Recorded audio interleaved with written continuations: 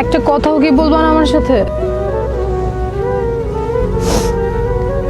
আমি জানি আমি অনেক বড় ভুল করে ফেলছি, কিন্তু আমি কি করব বলো? তুমি কি কখনো আমাকে একটু সময় দিছিলা? আমার এই বয়সে আমার ফ্রেন্ডরা ওদের বয়ফ্রেন্ড নিয়ে ঘুরে বেড়ায়, আর তুমি তুমি কিনা রাস্তায় রাস্তায় ভিডিও বানাও। কখনো দিছিলা সময় আমাকে বলো? নাফিজ আমাকে আগে থেকেই মেসেজ করতো, আমি ওকে কখনো তেমন একটা পাত্তা দিই নাই। কিন্তু যখন আমরা আলাদা হয়ে যাই আমার নিজেকে অনেক একা লাগতো। মাঝে মাঝে কথা বলতাম ওর সাথে, ভালো লাগতো। কথা বলতে বলতে কখন যে এত দূর চলে আসছি আমি নিজেও জানি না। নির্জন,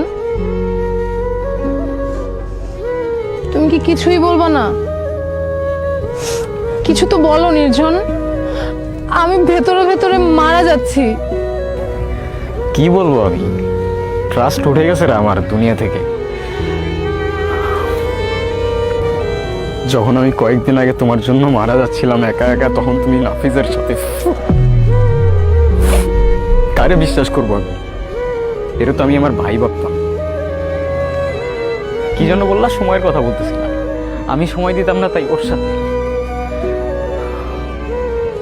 কি বলবো আমি? কি বলবো? কারে বলবো আমি? আর 10টা ছেলের মতো লাইফ না আমার, ভালো করেই জানতাম আমার বাবা নাই।